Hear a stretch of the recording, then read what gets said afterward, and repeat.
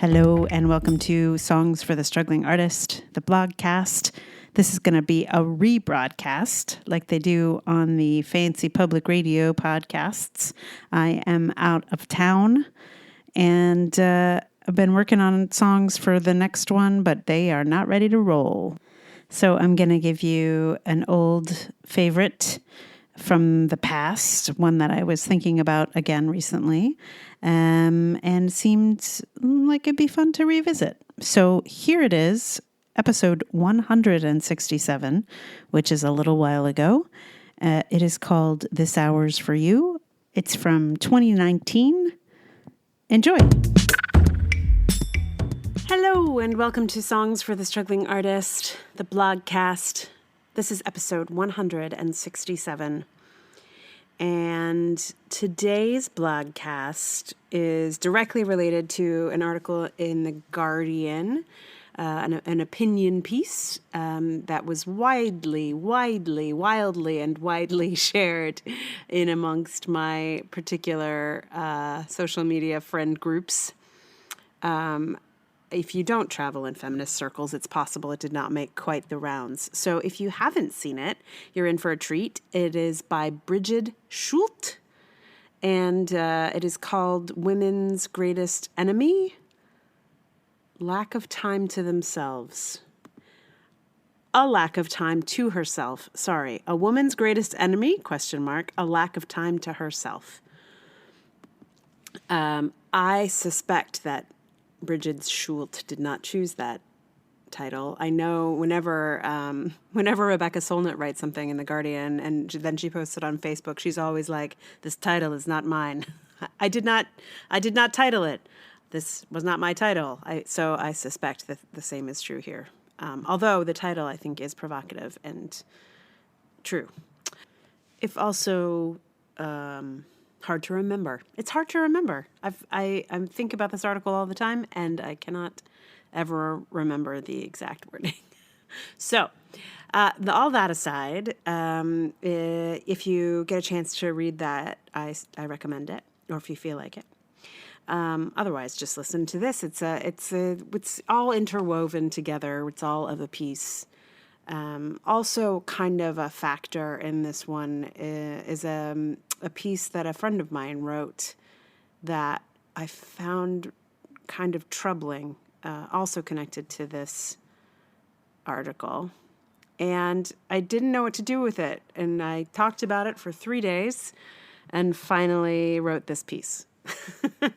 So there's a third element that I because it's a friend and it's complicated, I didn't want to link to it and I didn't want to address it directly.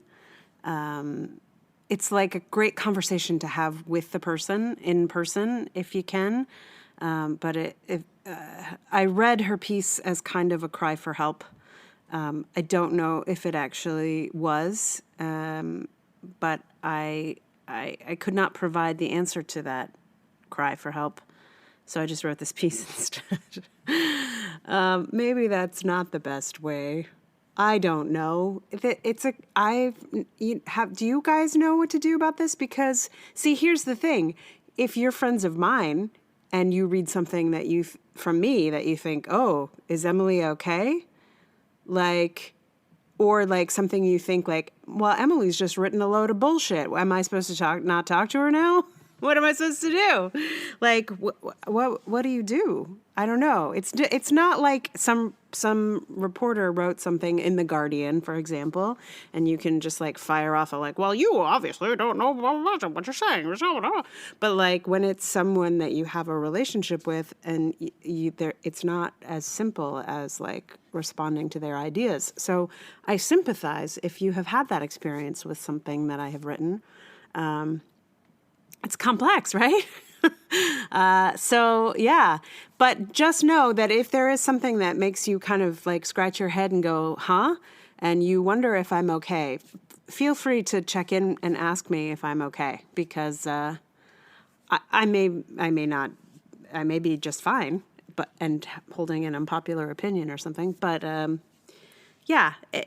just know that you can always check in with me. And I'm okay.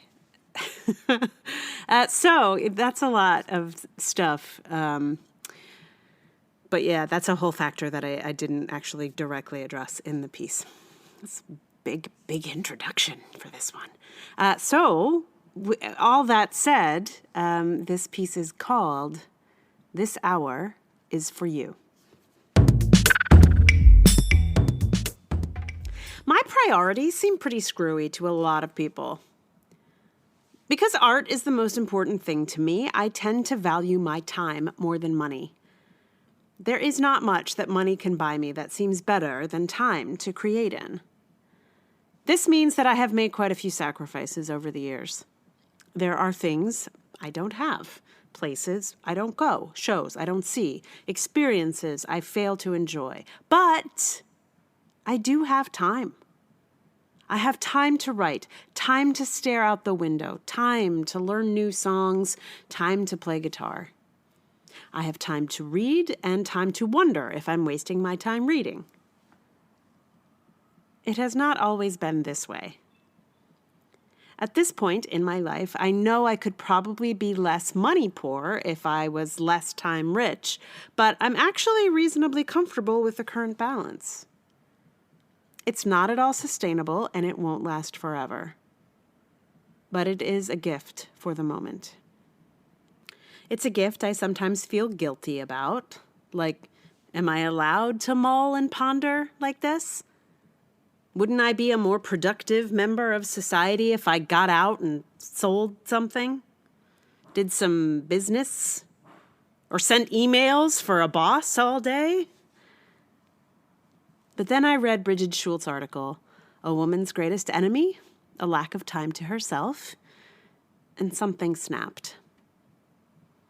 I am not just taking time for myself, for my art, though it can feel that way.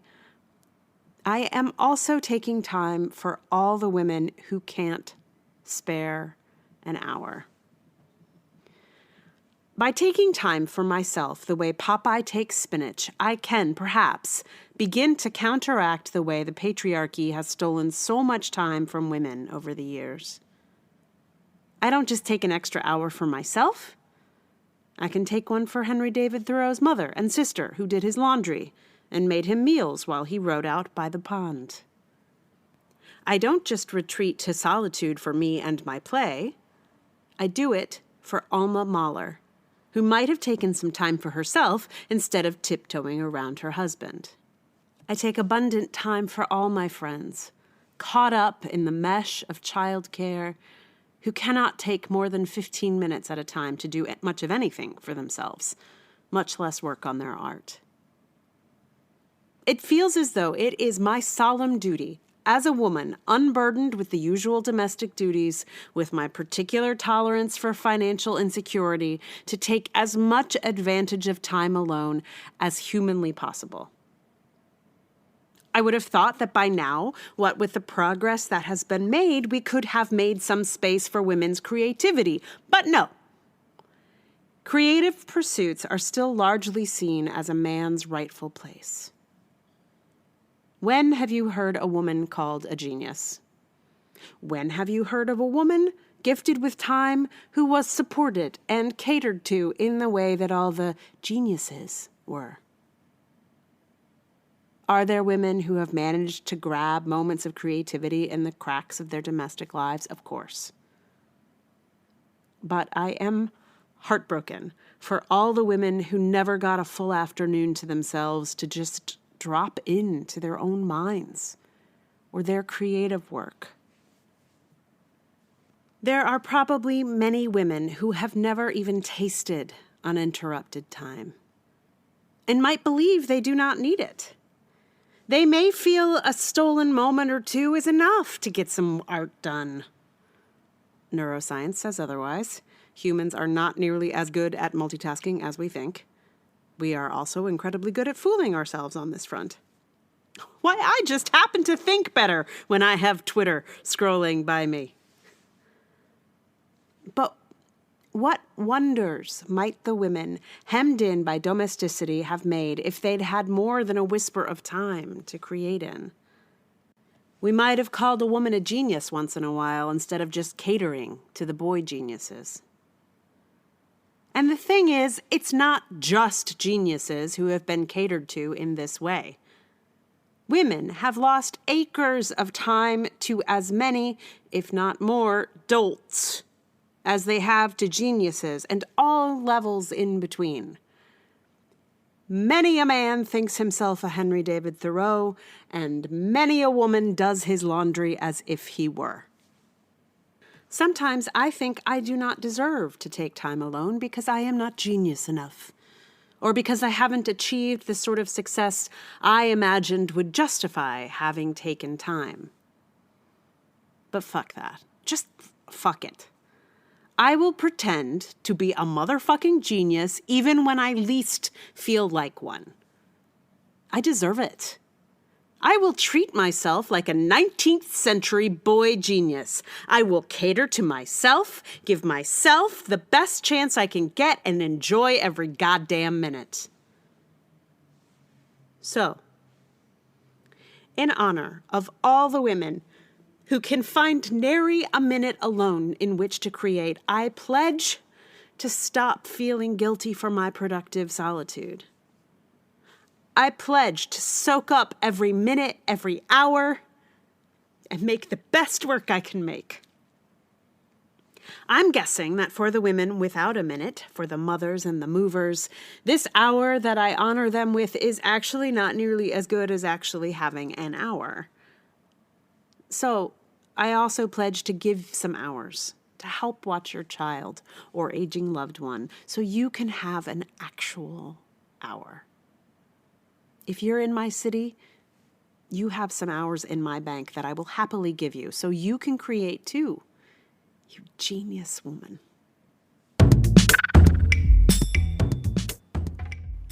So, super nice side effect of writing this post is that I got a fair number of people to call me a genius, which was so awesome. So, hot tip, if you want people to call you a genius, call yourself a genius first.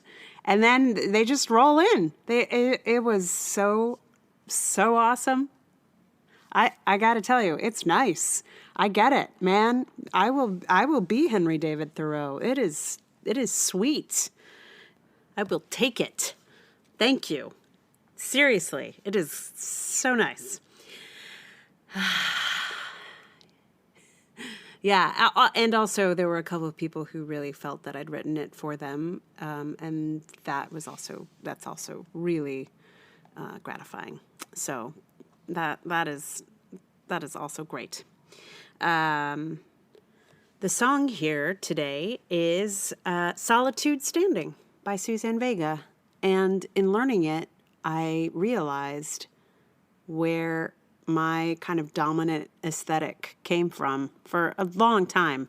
Like, I did not realize just like how deeply in my kind of music brain Suzanne Vega was. But she came to me in a very rich time. You know, it was like, I think I was, in middle school maybe.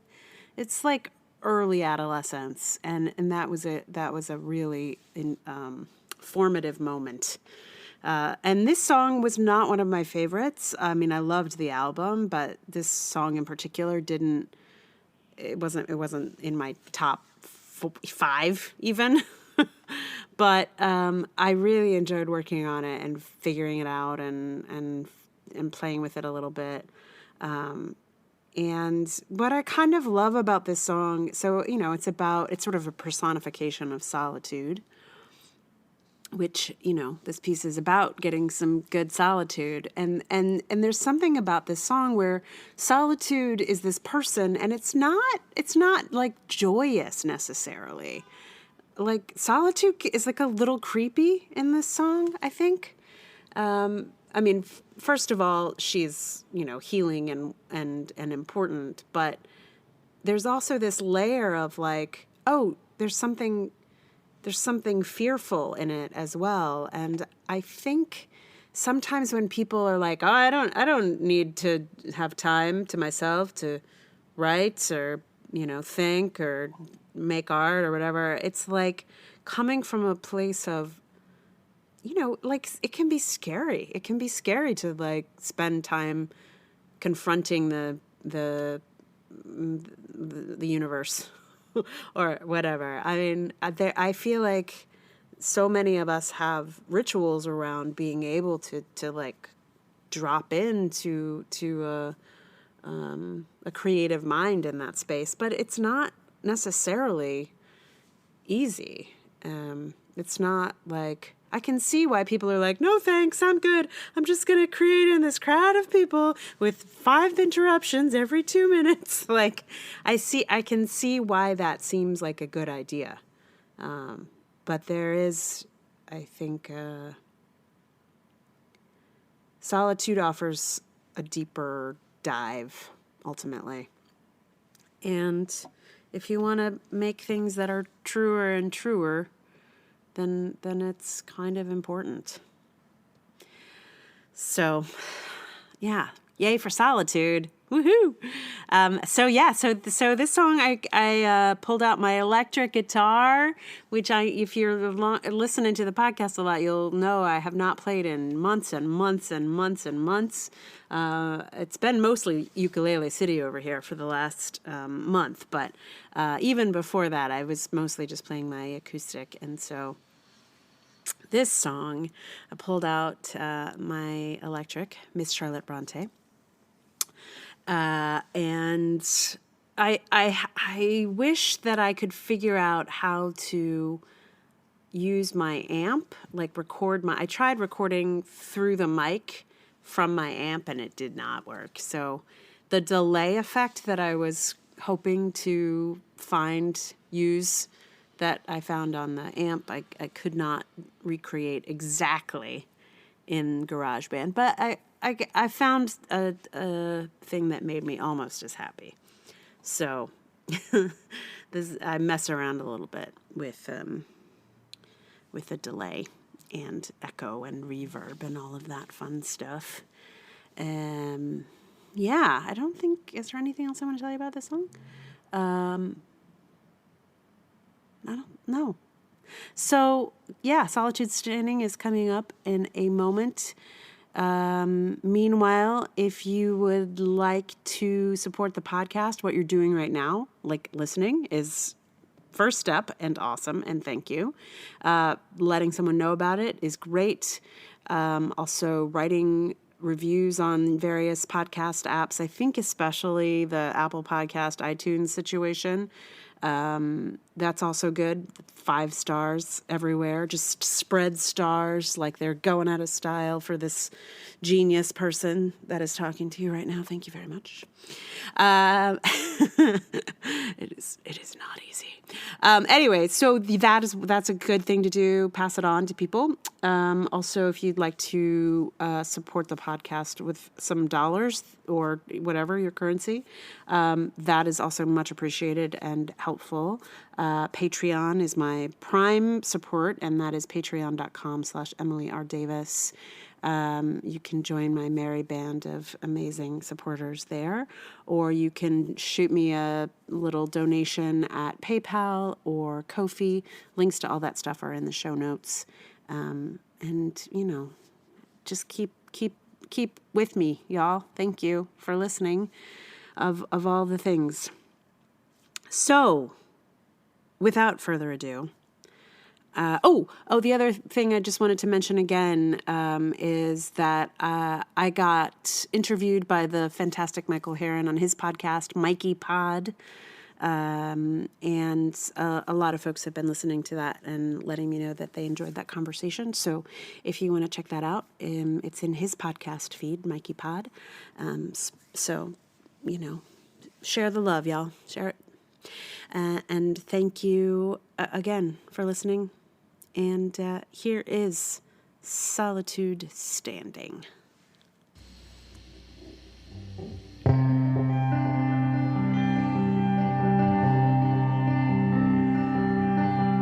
Solitude stands by the window.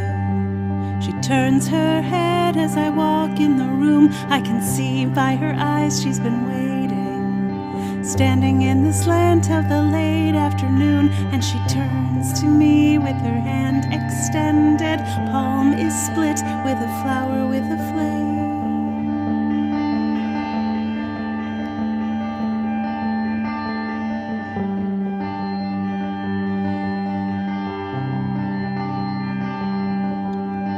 Solitude stands in the doorway. I'm struck once again by her black silhouette, by her long, cool stare and her silence. I suddenly remember each time we've met, and she turns to me with her hand extended. Palm is split with a flower with a flame.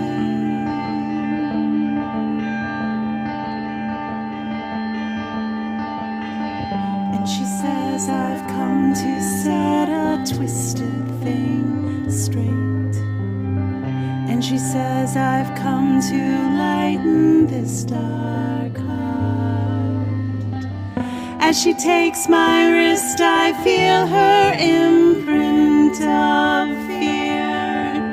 And I say, I never thought of finding you here. And I turn to the crowd as they're watching. They're standing all together in the dark, in the warm, and I wanted to be in there among them. See how their eyes all gather into one, and she turns to me with her hand extended. Palm is split with a flower with a flame.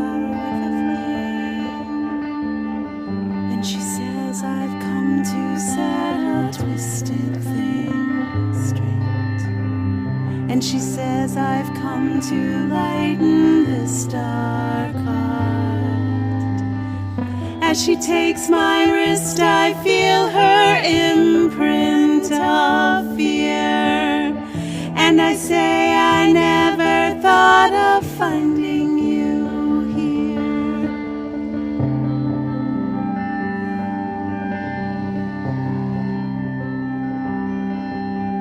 Solitude stands in the solitude stands in the struck once again by her black silhouette, by her black cool stare and her silent cool stare. And I suddenly remember each time remember, and she turns to me when she hand extended, hand extended with a flower with a flame. She turns to me with her hand extended, hand extended with a flower with a flame. She turns to me with her hand extended, hand extended with a flower with a flame.